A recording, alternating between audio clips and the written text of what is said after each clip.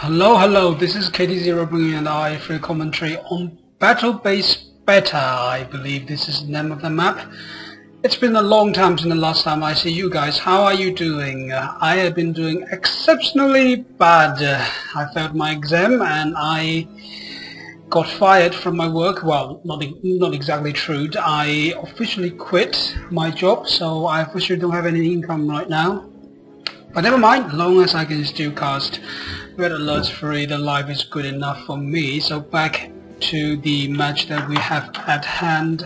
Today we have a Allies vs Empire match on this battle base beta or battle station beta. I'm not quite sure which one is the real name of this map, but this is the map that emphasizes a lot on map control. You have to take control of the center area of the map, specifically these two buildings, to gain early map control to prevent your opponents from doing any sort of groovy move. Say a free dojo all-in from our Empire player would be a possibility, but if the Allies player takes control of these two buildings, that can prevent that from happening. While one of the engineer of the Empire player was just beaten to death by the dog from our Allies player. Our Allies player seems to be doing a fairly good job of using his dogs here. Now it's 2 refinery against 1, since our Allies player seems to have been focusing on unit production for too much. His refinery is a bit late, and as a direct result of that, our Empire player would have a Mega Bay up in time to do some good Tengu harassments. But our Allies player does have the center area of the map, central area of the map, I suppose, to give him a good map awareness as of where his opponents are planning to make a move. And this Orderic here is going to be shot to pieces by this Javelin Lodges, one Javelin soldiers there in the at the high ground. This seems to be a fairly popular tactic these days. I've been attacked by this tactic numerous times on Battle.net, but Battle.net, no, that's StarCraft 2. We're talking about I3 here. Online, I've been annoyed by this tactics quite a lot recently, so it seems to be increasingly popular. And now we have our Empire player moving his MCV into the water, perhaps thinking to expand there to extend his economical lead.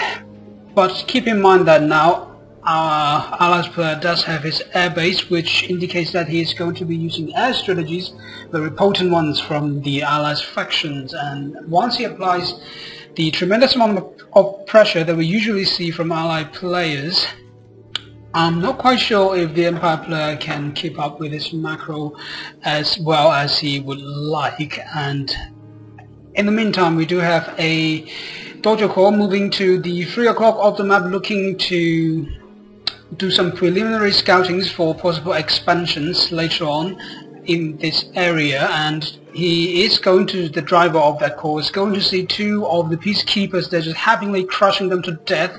However, something else he will see is a 1 Apollo fighter making his way into the base of the Empire player, indicating that some harassment from the air is coming. And now it's up to 2 Apollo fighters. I don't think the 6 Tengus, well, 6 Tengus might be enough, especially with the decent micros that we often see from Empire players. Well, Empire players do tend to have better micros, since their units are generally not so heavily armored as the other 2 factions, so a better micro is generally required for our Allies player, not the Allies player, our Empire players, simply because that the Empire faction is a faction that's emphasizing on a lot of mobilities and harassments and things like that. And enough of that, we have a construction yard movements towards the, I say, 7 o'clock or indeed 8 o'clock of the map, expanding there to a 3rd refinery. Now the Allies player is miraculously 1 refinery up of his opponents, effectively making out the gap. This is what I was talking about. Once the Allies players start to apply pressure via the air to the Empire player would generally not be as good at macro as he would like, and often, well, at least myself, often overcompensates into the units to prevent my opponents from doing further harassments, and therefore not able to get up a refinery running soon enough. Now we can see the Empire player is going to have to pay a bit of a catch-up. It's going to slowly, agonizingly slowly producing up a refinery core in the waterside expansion there. Now a direct air engagement for the two players there. I don't think this Apollo is going to survive. No, it is not. And now the air dominance is once again in the hand of our Empire player here. Now the Empire player is going to move to the 8 o'clock expansion there, looking to harass the miners, but unfortunately a multi-gunner turret is up for the Allies player. The Tengus would be repelled. Past tense. Yes, past tense. And in the meantime, we do have a third refinery coming up for our player. He's playing catch-up in terms of economy. However, he does have a larger unit count, so if he can find the right angle of insertion into the Allies player's main base, or indeed the expansion here, he can do an extensive amount of damage to the economy or the building towns there. Even if he just lands here and leave a few Tengus in the air to guard from the Apollos and destroy these power plants here, it will slow down the production rate of the Allies player by a tremendous amount. That can definitely help it in the game, but I feel like that he's not feeling like he's going to commit to this kind of harassment there. He is going to be contented playing macro games, just building up his units counts. However, in my opinion, if he doesn't do something to this economical situation here, it's going to eventually fall behind, since our Allies player is establishing a very firm map control. He has Apollo fighters just patrolling around the map looking to grab some of the track units for the catch-up in the units count. But I don't think our Empire player does have much of a unit count to begin with. He only has this number of Tengus, which with the amount of multi-gunner turrets and Apollo fighters that our Allies player have got, I don't think he has the ability or indeed capability to put up any significant threat or game-ending attack in anytime soon. And we are seeing a armor facility coming up for our Allies player. Well, I saw a multi-gunner IFV there, and I thought, wow, I missed something. And there is the armor facility standing for our Allies player, and he has produced a second barrack boost camp, as it is for Allies player, producing infantry to help him to guard this expo here. He's looking to establish a firmer map control and slowly build up his unit count and out-tag his opponents indeed.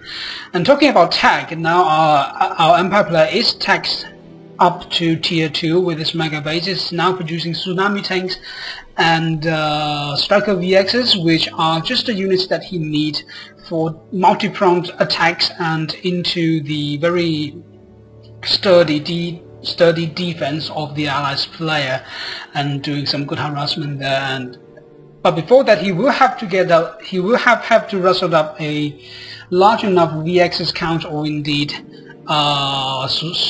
tsunami tank count, in order to conduct that kind of attack. And before that, he is going to have to play contented with the Tengu counts that he has, and try to out-micro his opponents, try to drive the Apollo fighters away, and try to land somewhere to pick up straight off units from the Allies player. And now the Empire player is looking to... oh, I'm sorry. Since the game is at a bit of stalemate right here, I am going to do something that I've forgotten. I forgot to introduce the players for our Empire player. His name is FAM3P4 in. I suppose there's a pain. Synchronyms, yes, synchronyms is internet synchronyms or something like that. I'm not quite sure. Well, but nevertheless, we do have our Empire player very smartly moving his two VXs, trying to intercept these two reptile ACVs, trying to move in to use the torpedoes to harass this expansion there, and the Allies player was looking to back up with his air force here, but doing so unsuccessfully with this amount of Tengus in the air, and these two ACVs are in quite a bleak danger of being taken out. But in pursuit of these two ACV here, the Empire player is leaving his main base and this expansion vulnerable to any sort of harassment or indeed a push by the Guardian tanks that I saw there. If I switch to the Allies player's player cam, I can see that he has 3 or indeed 4, 5 Guardian tanks. Wow, this is quite a tank count for the Allies player. He has enough force to make a valid push to win himself a decisive victory here, especially with the fact that he has control of the center area of the map with a large amount of number of infantries. And speaking of the Allies player, his name is Silavi, I assume, or is it Kalavi?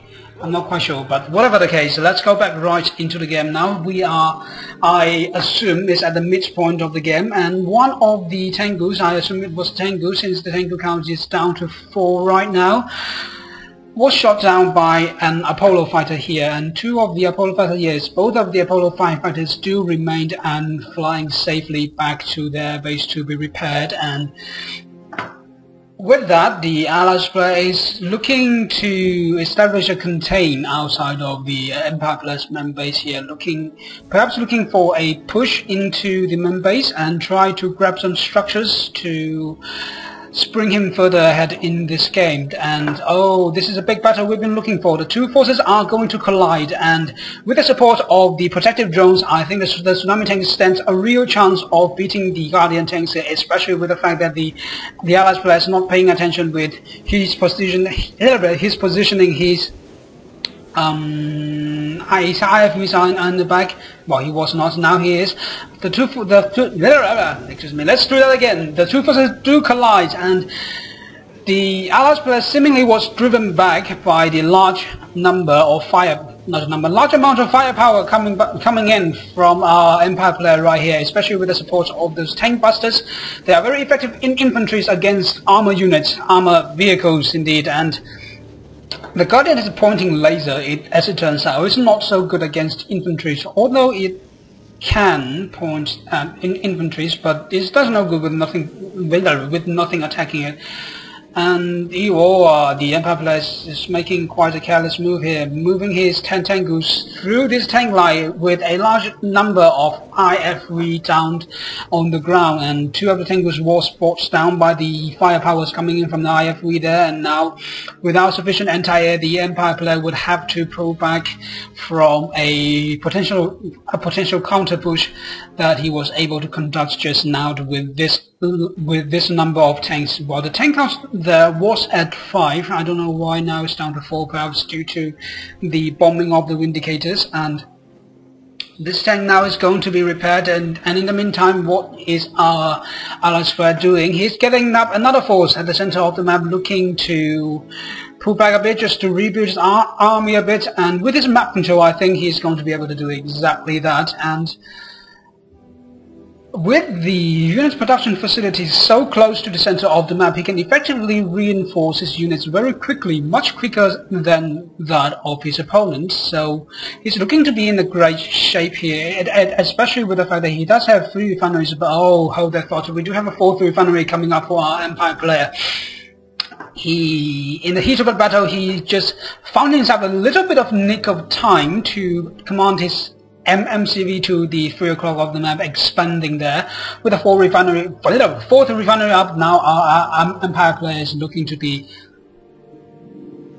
what was with my speech right there? I don't know, but let's try to make the pronunciation more concise and try to make the commentary more informative. And we do have a large engagement, or indeed a